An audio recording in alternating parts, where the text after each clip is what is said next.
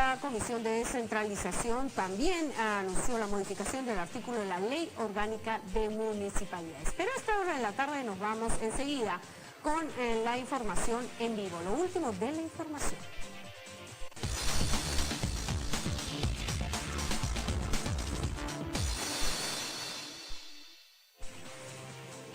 Y enseguida nos trasladamos hasta el hemiciclo de sesiones del Parlamento Nacional, donde se encuentra nuestro compañero Guillermo González para que nos brinde mayores detalles sobre la continuación de la sesión del Pleno y el debate de la Ley de Presupuesto de la República para el próximo año. Adelante, Guillermo, muy buenas tardes.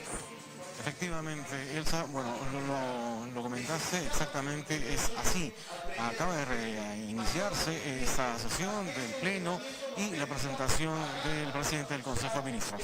Vamos a escuchar un poco esta presentación. El personal jubilado, pensar en el personal cesante, reactivar la economía, mejorar la agricultura o la pequeña agricultura, presidente. Pero además, el 74% de este presupuesto está concentrado fundamentalmente en la región. Está concentrado en el gobierno nacional. Solo el 10% es para los gobiernos locales. El año 2016, el presupuesto para los gobiernos locales era el 16.7%. Desde entonces, sistemáticamente, se viene reduciendo el porcentaje del presupuesto para los gobiernos locales, que han demostrado, además, presidente, ser los mejores ejecutores a nivel presupuestal. Presidente, se ha dicho en sus metas por encima del 2018 que pretenden fortalecer la descentralización. Sin embargo, el 21% del presupuesto está exclusivamente en Lima. Con sorpresa hemos escuchado que en Lima hay inclusive muchísimo más pobres. Claro, porque este presupuesto alienta la migración, porque al país le hacen creer que solo en Lima está la vida. Y eso, presidente, no es saludable. Si realmente tenemos una vocación de fortalecer la descentralización, este es el momento para poder revisar el presupuesto. Aquí mismo en el Congreso, presidente, más de 90 congresistas venimos de las diferentes regiones. Y eso, con contemplación nuestra, se permite un proceso de concentración del presupuesto. Pero además, presidente, quisiera señalar que se necesita coherencia en este presupuesto. Se han señalado prioridades y dentro de las prioridades se ha establecido la famosa revolución social. Es cierto que se incrementa el presupuesto para saneamiento y garantizar agua segura, que tiene relación proporcionalmente directa con la desnutrición crónica infantil. Pero esta inversión, presidente, será un gasto si no garantizamos seguridad alimentaria. Y eso implica, presidente, por intermedio suyo, que se garantice el incremento del presupuesto de la actividad y de la pequeña agricultura, que en este presupuesto solamente es el 1%. Por temas de tiempo, presidente, señalar específicamente el tema educativo.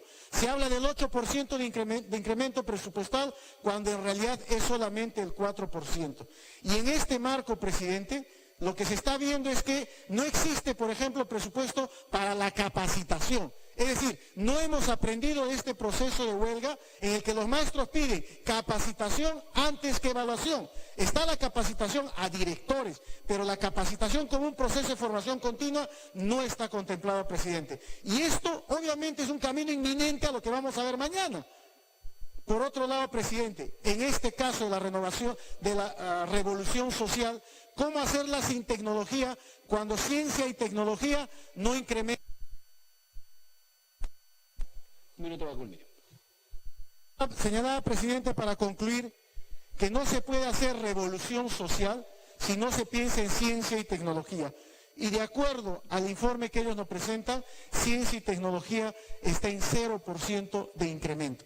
Presidente, necesitamos que el presupuesto empiece a tener mejores elementos de contemplación para el desarrollo regional en cada uno de nuestros pueblos. En las comisiones estableceremos un diálogo mucho más estricto para garantizar que la inversión y los recursos del Estado puedan ir a los gobiernos locales. Muchas gracias, presidente. Muchas gracias, señor congresista. Tiene el uso de la palabra la señora congresista Tania Pariona. 3 minutos también.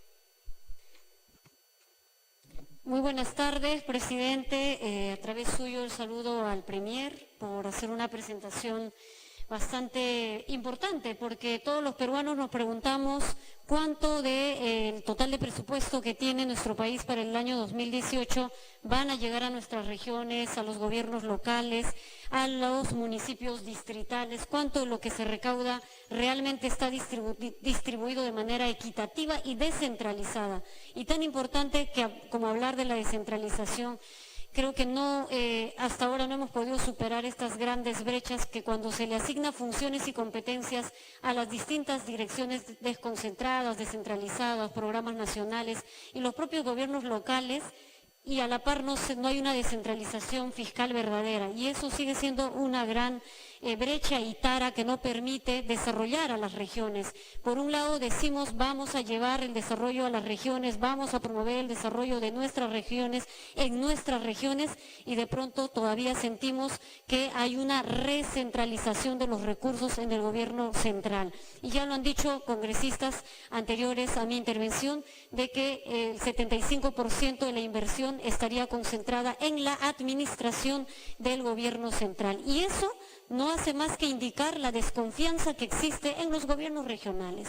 Y claro, con algo de razón, porque los gobiernos regionales y los gobiernos locales no siempre han sido eficientes en su gasto, no siempre hemos tenido, por ejemplo, la ejecución del gasto presupuestal al año o en 4 años de su periodo de gobierno como corresponde. Yo quiero puntualizar en dos aspectos que me llama muchísimo la atención, y uno tiene que ver con esto que se llama destrabar para la inversión.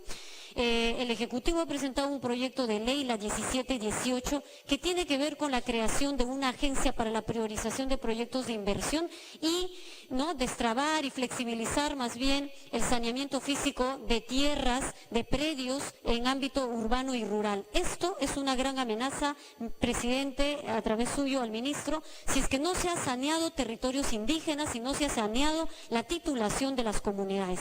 Si bien queremos tener seguridad jurídica para que la inversión también pueda ejecutar sus grandes proyectos, démosle seguridad jurídica primero a nuestro país. Los peruanos tenemos que ser soberanos de nuestros recursos, y que bajo esta modalidad de las APPs no tengamos pues corrupción ni corruptela campeando en nuestras regiones y también desde el gobierno central. Eso es lo que ha demostrado el caso Chinchero con el aeropuerto, eso es lo que no quisiéramos que pase, y cualquier inversión, cualquier destrabo que se haga, que pase por la licencia social, y eso significa hacer la consulta previa con los pueblos originarios. El lote 192 en la región Loreto. Esto es de suma gravedad, primero porque se está ampliando Continúe, por favor. Se está ampliando un contrato por más de 30 años a la empresa Pacific, una empresa privada. 47 años la región Loreto tiene la presencia de la extracción petrolera, agua potable no consumible para la población, sin electricidad, comunidades totalmente carentes. Amerita esto una consulta previa que incluya a todas las comunidades. Ayacucho, presidente, tiene una pobreza monetaria de 50.4%, es decir, casi el doble del promedio nacional. Tenemos un porcentaje alto de desnutrición crónica, 21.7%, cuando el promedio nacional es 17%. ¿Cómo vamos a resolver estos problemas cuando los grandes programas nacionales que desde el gobierno central se ejecutan, se hacen desde aquí, desde Lima, sin mirar la realidad de las regiones? Ayacucho, presidente, tiene una mortalidad infantil de 29%, es la más alta en casi todo el país, hablando de la zona andina. Y entonces, a través de la asignación de presupuestos, sí se piensa fortalecer también, me pregunto, a la Contraloría. La Contraloría y la labor fiscalizadora, esto que hace tanta falta para asegurar que los recursos no se vayan en los bolsillos de algunos y en los que tienen el poder. Es necesario también ver y tomar medidas de acción para que la Contraloría y todos los organismos, quienes fiscalizan, quienes dan seguimiento a los gastos presupuestales, quienes tienen que dar la sanción respectiva a casos de corrupción, sí estén activadas. La gente tiene que recuperar esa confianza en sus autoridades, así como las autoridades en el pueblo. Escuché decir al presidente Kuczynski que hay que recuperar la confianza de los empresarios. Lo primero que yo le diría al presidente es que recupere la confianza con el pueblo peruano, la confianza del pueblo peruano, y eso es lo que está roto, eso es lo que está fragmentado. Y en esta ley de presupuesto sí nos llama muchísima la atención cómo esa distribución no está siendo equitativa. Hoy tenemos grandes brechas todavía que saldar con nuestras regiones y quiero abogar porque los recursos de verdad lleguen a los municipios distritales. Muchas gracias, señora congresista. Tiene el uso de la palabra el señor congresista Clemente Flores, 3 minutos. Gracias, presidente. Mi saludo al Premier, a todos los colegas congresistas. He podido escuchar esta mañana con mucho detenimiento la participación de diferentes congresistas, donde se menciona pues que los recursos son escasos, que no satisfacen las necesidades de las diferentes regiones, en los diferentes sectores. Es natural. Sabemos que este país carece de infraestructura de muchos años en diferentes sectores. En el tema de educación tenemos un poco de problemas en infraestructura también, en transporte, etcétera, etcétera. Pero no he podido escuchar una propuesta de los colegas congresistas, es que cómo vamos a generar recursos, cómo generamos esa estabilidad política, social que necesita el país para atraer más inversión, para generar más empleo y generar más riqueza.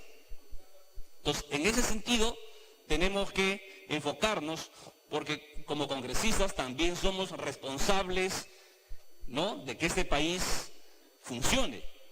Y ahí creo que hay que hacer una autocrítica. Siempre criticamos y no damos las propuestas como corresponde. Yo quiero felicitar al primer ministro por el incremento del presupuesto para el 2018 en 157.000 millones de soles. Y principalmente me quiero enfocar en el sector de vivienda, un incremento del 23.3%. Ya del 2016 al 2017 se incrementó el doble del presupuesto para llevar más agua, más desagüe a los rincones más alejados de nuestro país. Y ahora se está haciendo un incremento importantísimo, con lo cual va a permitir que 821.000 peruanos puedan tener un caño de agua en su casa. Creo que hay que saludar esa propuesta. Y también, por otro lado, la vivienda. Yo como congresista de la región Lambayeque, que hemos sufrido los embates de la naturaleza, saludar que se va a invertir 25.655 millones para la reconstrucción del norte. Y en Lambayeque más de 3.150 millones. Lo que queremos, sí, queremos que se gaste bien. Y ahí también los congresistas tenemos que fiscalizar, supervisar y también comprometer, en este caso, a la sociedad civil para que pueda apoyar. Y en la vivienda definitiva están a punto de salir 5.000 viviendas para las regiones que han sido afectadas en el norte del país y que esperemos que a diciembre ya estén culminadas estas viviendas y las personas que ahora están... Continúe, congresista. Gracias, presidente.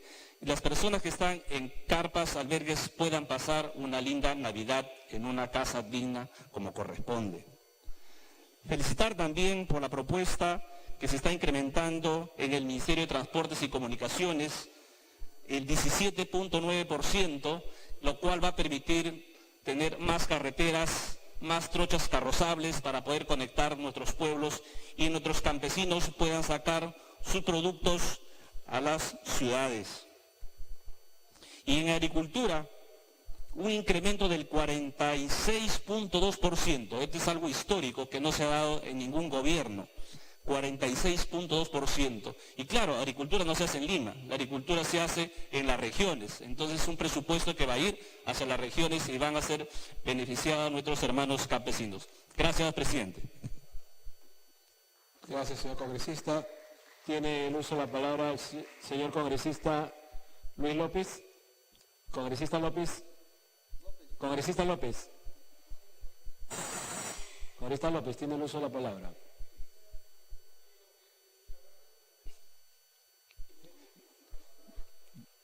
Presidente, me pido interrupción, la congresista Paloma. Interrupción, congresista Paloma Noceda. ¿Una o las dos? Las dos. Las dos interrupciones. Gracias, presidente. Señor presidente, la educación es lo más importante para el desarrollo de un país. En el Acuerdo Nacional se estableció como meta para el 2021 que la asignación presupuestal del sector educación comprenda el 6% del PBI, meta que estamos lejos de lograr, dado que para el año 2018 está proyectado al 4% del PBI. Observamos que no hay un cambio de rumbo en el manejo del sector educación, ya que el presupuesto que se nos presenta solo reafirma el continuismo de la gestión del gobierno pasado. Tuvimos un quinquenio perdido y es preocupante que aún no se presenten estrategias claras para mejorar la calidad de la educación. La brecha de infraestructura en el Perú asciende a 100.000 millones de soles. Sin embargo, en su ejecución presupuestal designada infraestructura, en el 2016 solo se ejecutó el 64% de lo asignado. Y este año, a la fecha, solo se ha ejecutado el 34.4%. Entonces, ¿qué medidas se piensa adoptar para poder corregir esta ineficiente situación? Señor presidente, ya es tiempo de actuar porque nuestros niños merecen una educación de calidad.